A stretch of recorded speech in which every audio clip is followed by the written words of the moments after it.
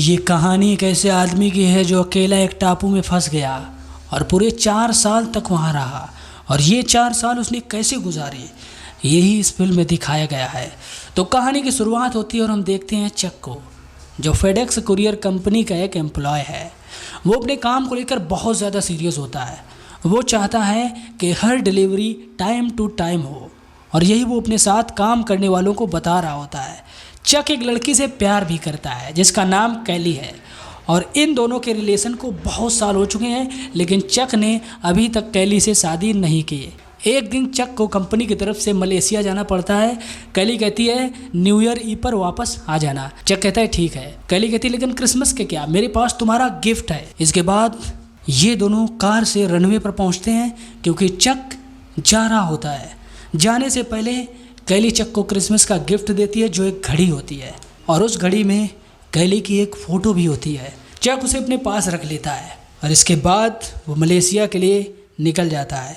इस प्लेन में सिर्फ 4 लोग होते हैं क्योंकि एक प्राइवेट प्लेन है, और जब इनका प्लेन पैसिफिक महासागर के ऊपर से गुजर रहा होता है तभी अचानक इनके प्लेन में ख़राबी आने से प्लेन समंदर में क्रैश हो जाता है, जिसमें सब मर जाते हैं।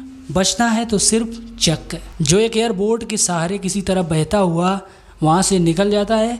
अगली सुबह जब उसकी आँख खुलती है तो वो देखता है कि वो किसी टापू में पहुँच चुका है।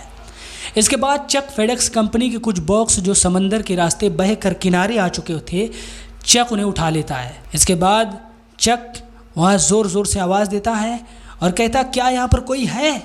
वो मदद के लिए चिल्लाता है हेल्प, लेकिन बहुत जल्द उसे पता चल जाता है कि इस टापू पर उसके अलावा कोई नहीं है। अब वो एक काम करता है, वो समंदर किनारे एक बड़ा सा हेल्प लिख देता है ताकि अगर कोई प्लेन वहाँ से गुजरे तो वो उसे बचाने के लिए वहाँ आ जाए। इसके बाद जब रात होती है तो चक वहाँ सो जाता है और अगली सुबह वो उसी जगह पहुँचता है जहाँ उसने हेल्प लिखा था। तो वो देखता है कि वो समंदर की लहरों की वजह से मिट चुका है। इसके बाद चक लकड़ी से हेल्प लिखता है। इसी के साथ चक को इस टापू पर एक आवाज़ भी आती है। चक उस आवाज़ की तरफ चिल्लाता है, कहता है क्या वहाँ पर कोई है, लेकिन दूसरी तरफ से कोई प्रतिक्रिया नहीं आती। चक जब बॉक्स को चेक कर रहा होता है तभी एक बार फिर से वही आवाज़ आती है, लेकिन चक जब उसके पास जाता है तो उसके पास एक नारियल गिरता है।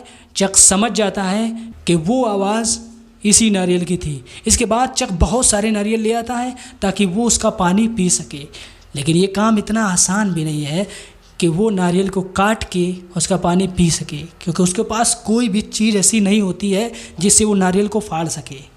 लेकिन लगातार कोशिश करने के बाद वो नारियल में किसी तरह से छेद कर देता है और उसका पानी पी लेता है, जिससे उसकी प्यास बुझ जाती है।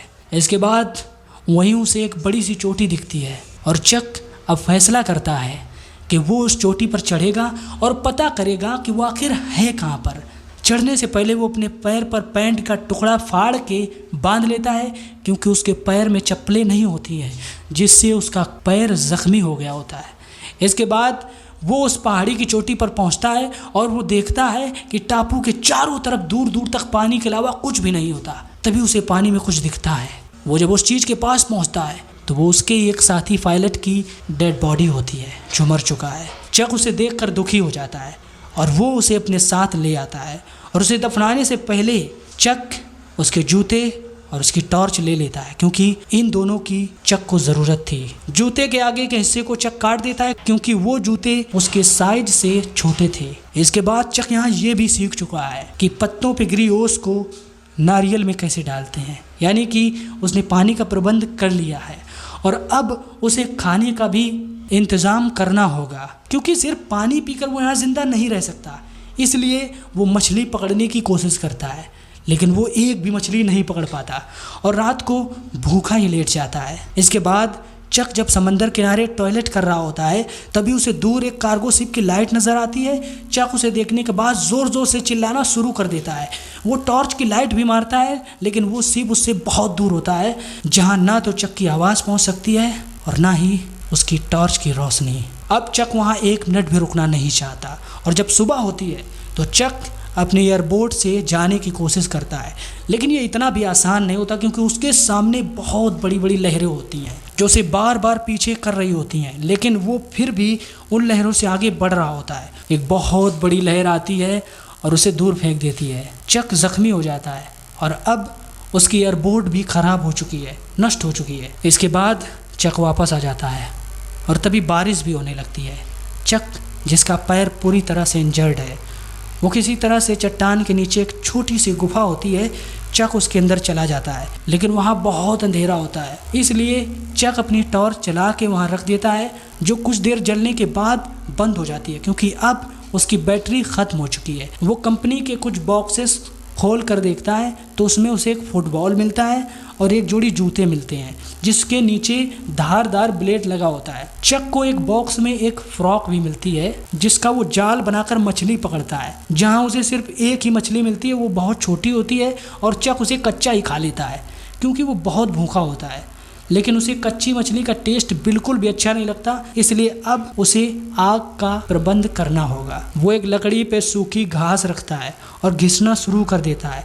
ज़्यादा तेज घिसने से उसका हाथ जख्मी हो जाता है और गुस्से में वो सब सामान फेंक देता है। इसके बाद जो फुटबॉल उसने फेंकी थी उसमें चक का खून लगा होता है। वो उस ब्लड से फुटबॉल पर एक चेहरा बना देता है और उसे एक पत्थर पर रख देता है। इसके बाद एक बार फिर से लकड़ी को घिसना वो शुरू कर देता है ताकि वो आग को उत्पन्न कर सके। इस बार वो अच्छे से काम करता है, जिसके बाद उसे कामयाबी हासिल हो जाती है, यानी कि वो आग जला लेता है और पागलों की तरह खुश होता है क्योंकि अब उसे कच्ची मछली खाना नहीं पड़ेगा। और आज पूरे 4 दिन बाद वो पेट भर कर खाना खाता है और अपने फुटबॉल से बातें भी करता है। चक ने फुटबॉल का नाम विल्सन रखा होता है क्योंकि इस आइलैंड पर चक के अलावा कोई नहीं होता है, इसलिए वो विल्सन को अपना दोस्त समझता है। यहाँ चक की एक और प्रॉब्लम होती है और वो है उसके दांत का दर्द। दरअसल इसमें चक की ही गलती होती है क्योंकि उसने पहले कभी भी डॉक्टर को नहीं दिखाया क्योंकि वो डॉक्टर को दिखाने से डरता था, लेकिन अब उसे बहुत तकलीफ हो रही होती है, इसलिए वो दांत को तोड़ देता है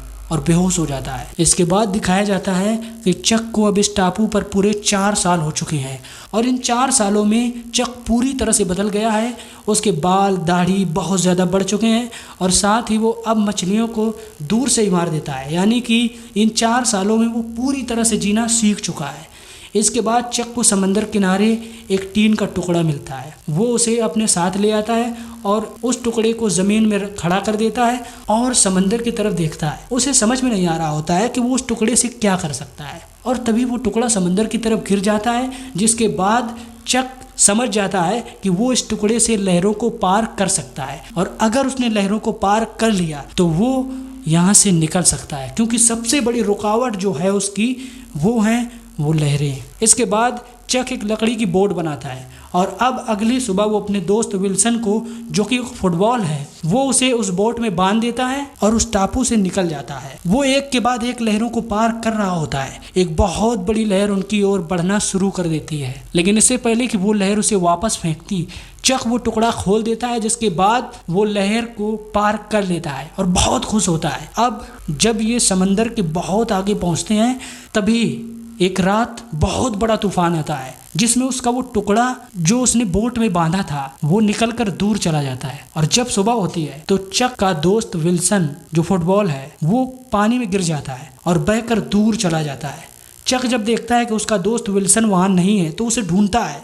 वहीं विल्सन उसे दिख जाता है। वो उसे बचाने की कोशिश करता है, लेकिन वो बहुत दूर जा चुका होता है और अगर चक वहां गया तो उसकी बोट उससे छूट जाएगी।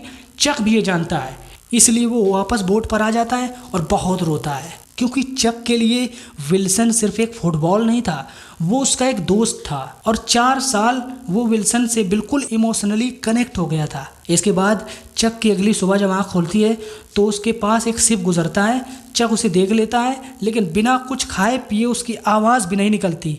वो सिर्फ हाथ दिखाकर इशारा करता है, जिसके बाद वो लोग चक को बचा लेते हैं। और वो जब घर पहुंचता है तो उसे पता चलता है कि कैली, जिससे वो बहुत प्यार करता था, उसने अब शादी कर ली है। चक जब कैली के घर जाता है तो कैली उसे देखकर बहुत खुश होती है।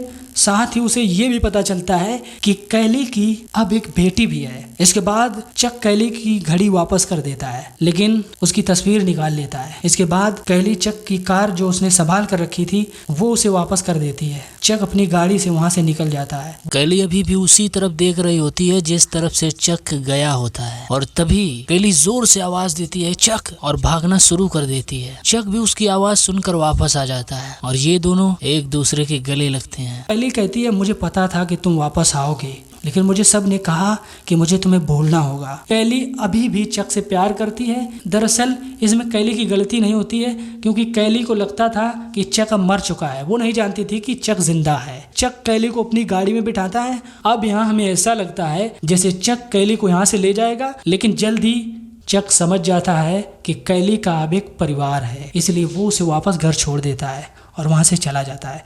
इसके बाद वो अपने दोस्त को बता रहा होता है मैं कभी उस आइलैंड से नहीं निकल पाता, वहीं मर जाता, बिल्कुल अकेला। मेरे पास एक ही रास्ता था कि मैं आत्महत्या कर लूं। मैंने एक रस्सी बनाई, फांसी लगाने की कोशिश की, लेकिन मैं नहीं कर सका। और यहीं पर हमें पता चलता है कि चक के वापस आने की वजह सिर्फ कैली थी। हालांकि कैली और चक को फिल्म में ज़्यादा नहीं दिखाया गया है, लेकिन हमें पता चलता है कि चक और कैली एक दूसरे से बहुत प्यार करते थे। इसके बाद चक एक बॉक्स को डिलीवर करने के लिए जाता है जो वो आइलैंड से बचा कर लाया था। वो उस बॉक्स को घर के बाहर रख देता है क्योंकि उस घर में कोई नहीं था, और एक चिट्ठी छोड़ देता है जिसमें लिखा था this package save my life, और वहाँ से चला जाता है। लेकिन कुछ दूर जाने के बाद वो एक जगह रुक जाता है क्योंकि उसे पता नहीं चलता है कि वो उसे किस रास्ते पर जाना है। तभी वहाँ पर एक लड़की आती है, चक से कहती है कि मुझे लगता है कि तुम खो गए हो, और वो लड़की चक को रास्ता बताती है कि कौन सा रास्ता किस तरफ जाता है, और वहाँ से चली जाती है। चक देखता है कि ये वही लड़की है जिसके घर अभी अभी वो बॉक्स डिलीवर करके आया है, और इसी के साथ